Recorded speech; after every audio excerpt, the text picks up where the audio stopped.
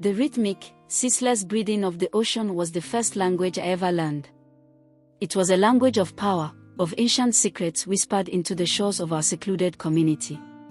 We called our home Point Salish, nestled precariously between towering, salt-scoured cliffs and the vast, tumultuous Pacific.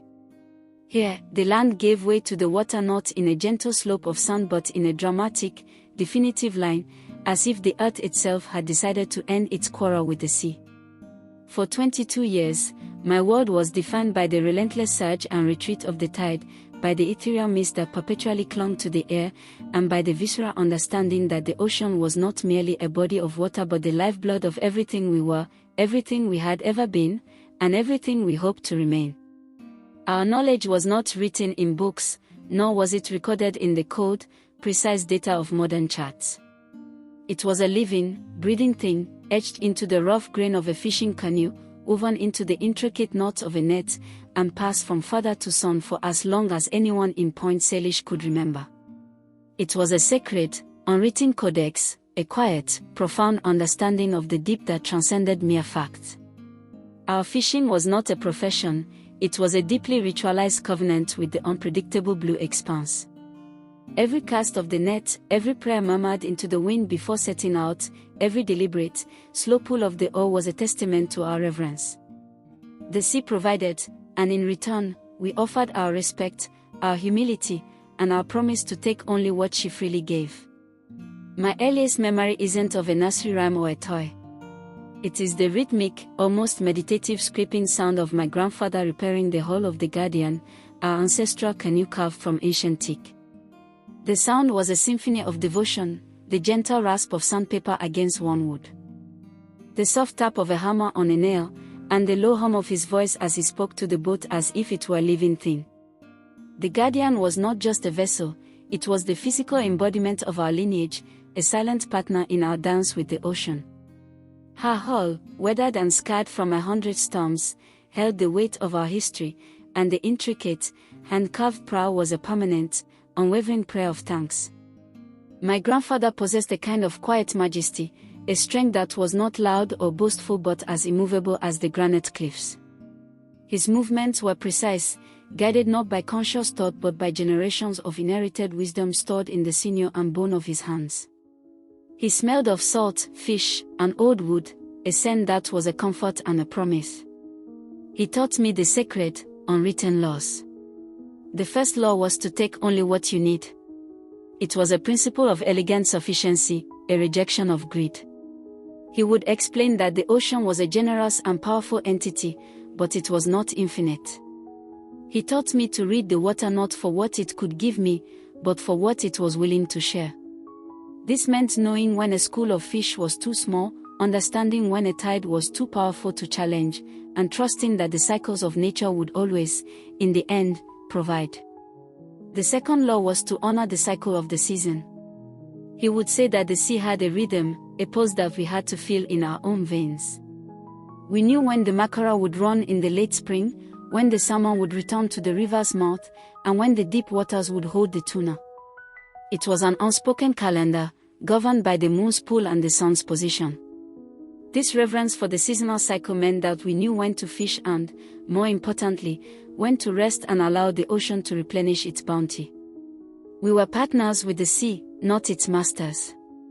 The third law was the most profound: never, under any circumstance, disrespect the deep.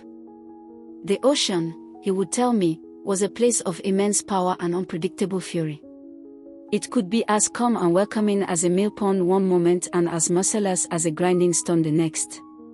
We learned to fear its wrath with a healthy humility, never pushing our luck, never venturing into waters we did not know, and never forgetting that we were small, transient beings on her vast surface. To master the Guardian and command her through a squall, that was the highest form of inheritance.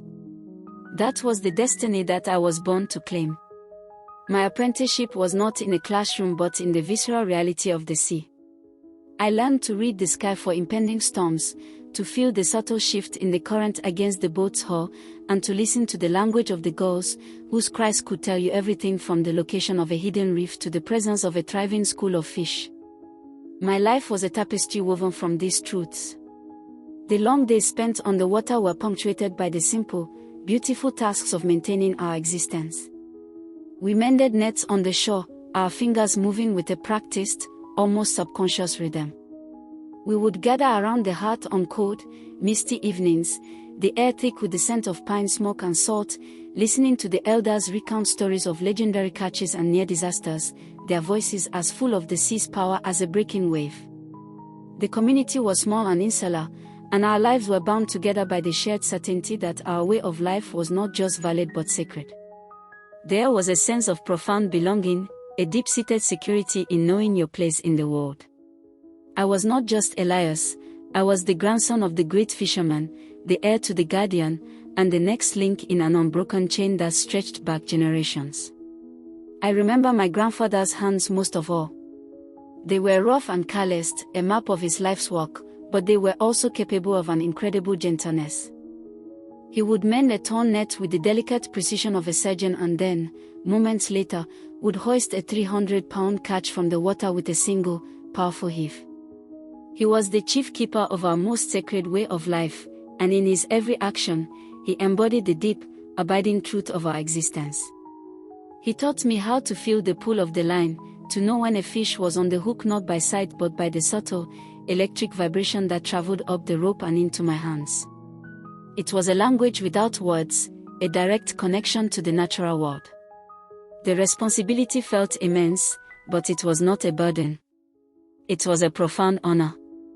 Every time I stepped into the Ghanian, my feet touching the warm wood, I felt the presence of all the men who had come before me. The canoe was more than just a boat, it was a conduit to my ancestors, a vessel of history and purpose. I was not just going fishing, I was fulfilling a covenant, a solemn agreement with the sea and with my people. This was my legacy, and I embraced it with every fiber of my being. The sound of the bow cutting through a fresh morning wave was the sound of destiny, a clean, powerful whisper of what was to come. The life I was born into was a beautiful, sustainable existence, a quiet harmony with the natural world that seemed destined to continue forever. The truth of who I was, and what I was meant to be, was as clear and as unwavering as the horizon on a calm summer day. I was Elias, born to inherit the sea. As I grew into the responsibility of my legacy, the whispers on the wind began to change. The familiar language of the ocean, a soothing chorus of tides and gulls, was increasingly interrupted by a new, alien sound, a low, mechanical drum that vibrated through the water and seemed to shake the very foundations of our world. We knew it was coming, a cold, industrialized efficiency that we, in our quiet, sustainable existence, could not comprehend. And then, without warning, the silent, terrifying invasion began. Massive, steel-hulled commercial trawlers, their towering prows casting long, menacing shadows across the waves, started skirting our territorial boundaries. They were soulless giants, operating with a cold, relentless purpose that had nothing to do with reverence or respect for the sea. They didn't just fish, they stripped the water clean. Their nets were not the carefully crafted, selective tools of our tradition, they were gargantuan, sweeping nets that acted as underwater bulldozers, indiscriminately scooping up everything in their path, the thriving schools of sardine, tuna, and mackerel that were once our guaranteed sustenance, the young fish that had not yet reached maturity, even the delicate, fragile coral reefs that served as nurseries for the next generation. They were gone. The vast, thriving schools simply vanished, as if spirited away by some malevolent spirit of the deep. The wisdom of the elders, the very foundation of our community's survival, was rendered useless against these mechanical giants. My grandfather's hands, so masterful at mending nets and reading the currents, were powerless against a fleet of machines that saw the ocean not as a living entity but as a resource to be plundered. Our sustainable, low-impact traditions, the quiet prayers, the careful nets, the understanding of seasonal cycles, were powerless against the insatiable, globalized greed of the outside world. Their actions were a direct assault on our way of life, a violation of the sacred covenant we had maintained for centuries. I watched, helpless, as my grandfather, the man who once seemed as immovable as the cliffs, became consumed by a profound grief.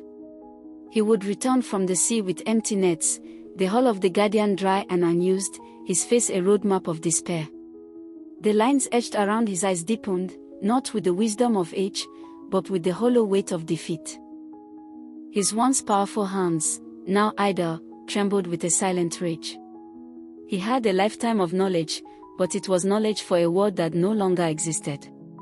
He knew how to find the fish, but there were no fish to be found.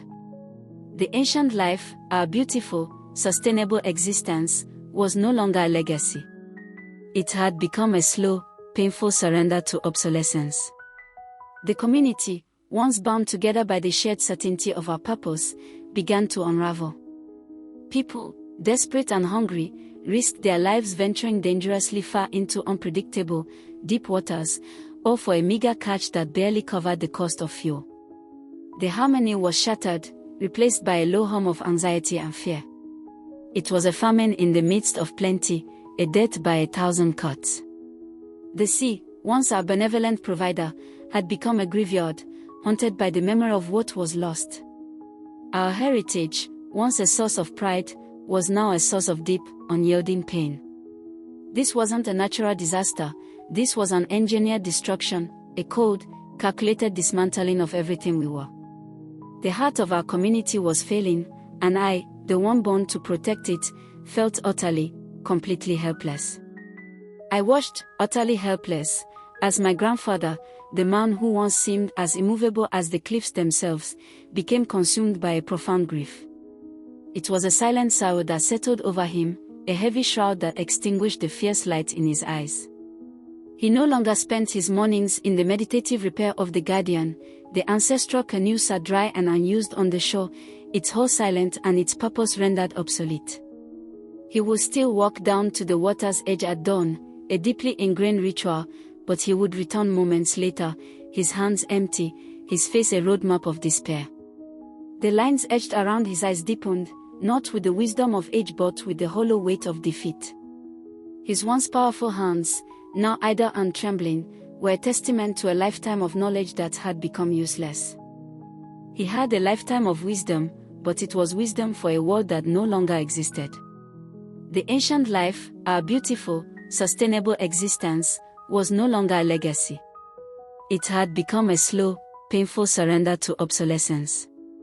The community, once bound by shared purpose, began to unravel.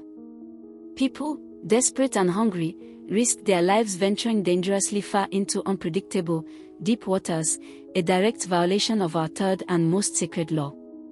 They were chasing a fleeting, meager catch that barely covered the cost of fuel and exposed them to immense, avoidable danger. The harmony of our past was shattered, replaced by a low hum of anxiety and fear. It was a famine in the midst of plenty, an agonizing death by 1,000 small cuts. Our heritage, once a source of pride, was now a source of deep, unyielding pain. This wasn't a natural disaster, this was an engineered destruction, a cold, calculated dismantling of everything we were. The heart of our community was failing, and I, the one born to protect it, felt utterly, completely helpless. On the night I made the most agonizing decision of my life, the air was thick with a dense, clinging fog. It wasn't the usual ocean mist that we knew and loved, this was a heavy, oppressive blanket that muffled every sound. I remember the profound, almost unnatural silence, broken only by the distant, mournful cry of a seabird, a cry that seemed to echo the emptiness of my own heart. I couldn't face my grandfather. How could I tell the chief keeper of our most sacred way of life that his sacred way of life was failing? How could I look into his eyes and admit that the truths he had dedicated his life to teaching me were now a beautiful, obsolete language in a world that spoke only of code, hard numbers? Instead, I left a small, folded note by the heart, its words feeling inadequate and hollow. My departure felt less like a choice and more like a seismic betrayal of my lineage. My grandfather's reaction was not one of rage, as I had feared. It was a deep, chilling disappointment that cut far deeper than any anger could. He refused to look at me, his silence an indictment. He believed I was trading the soul of our community for the fleeting, soulless promise of a distant metropolis. He saw me as a deserter, abandoning the only truth that had ever mattered. I left that morning, carrying only a small satchel and the immense, crushing weight of my community's disapproval. The transition to the city was brutal, a sensory overload that deafened my spirit. The relentless hum of machines replaced the soothing roar of the surf. The air, thick with exhaust, smelled of metal and despair. In the endless concrete labyrinth, I felt utterly disconnected, a man of the earth and sky lost in a maze of steel and glass. I took any labor I could find, sweating over furnaces, loading cargo, scrubbing market floors, saving every single coin. My body ached, but my mind was a singular, focused flame. My purpose was not to escape the sea, it was to find a weapon to save it. After 3 long, grueling years, I returned home. I didn't bring back wealth or a new status symbol, I brought a prototype and a laptop filled with meticulously organized data. The elders were profoundly skeptical, viewing my metal creation as a dangerous, foreign intrusion. They saw a machine where I saw a shield, a code piece of technology where I saw the embodiment of our new hope. But my grandfather, after weeks of keeping his silence, finally looked into my eyes. He saw the same fierce, unwavering commitment that he himself had instilled in me. The moment of truth arrived on a calm, misty morning. We launched the first drone. It was a humble, almost silent device that cut through the still air with a quiet efficiency. Within hours, it identified, located, and logged a massive illegal vessel operating just inside our protected zone. The data it transmitted back was irrefutable. We presented the digital evidence to the authorities, and the ensuing action was decisive, swift, and unlike anything the community had ever witnessed. It was the first time in a decade that justice had arrived on our shores. I did not become the master fisherman my community expected. I became their silent, technological guardian. I didn't inherit the guardian in the traditional sense, but I ensured that it, and the life it represented, would survive the onslaught of the modern world. The choice was never about rejecting the past, it was about protecting its future with the necessary tools of the present. Elias abandoned an ancient life, so that the ancient life wouldn't be abandoned forever. Elias's decision was a difficult one, a betrayal of everything his community held sacred. He left home not to abandon his past, but to forge a new path for its future. He returned not as the master fisherman his grandfather envisioned, but as the silent, technological guardian of his people's way of life. The solar-powered drones, humming quietly above the waves, were not a replacement for the guardian, but a shield to protect it. The choice was never about rejecting the past, it was about safeguarding it with the necessary tools of the present. And in doing so, Elias ensured that the ancient life of his community would not be lost forever. Thank you for joining us for this story. If you enjoyed the journey of Elias and his community, please like, share, and subscribe for more stories of courage and tradition.